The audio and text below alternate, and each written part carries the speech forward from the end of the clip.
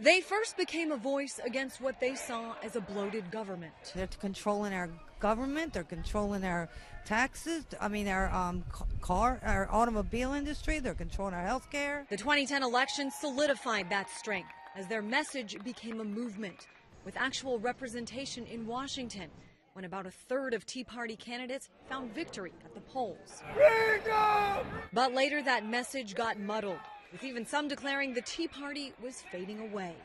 Now it seems it's getting a second wind.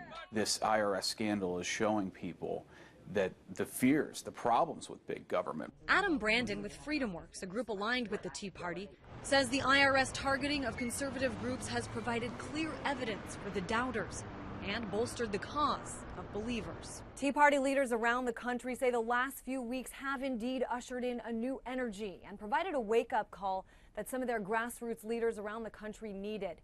But will this activism turn into action as it did in the 2010 elections?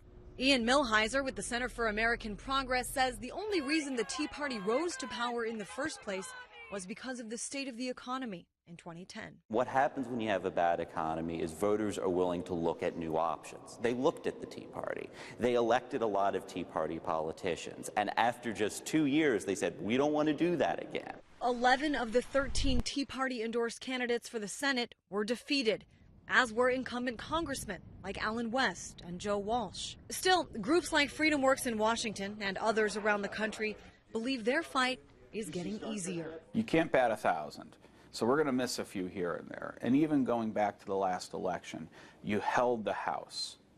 You grew the Senate caucus with people like Ted Cruz. Cruz is seen by many as a rising star, as he and others remain proof enough for now of a movement that is still very much alive. In Washington, I'm Christine Frizzell.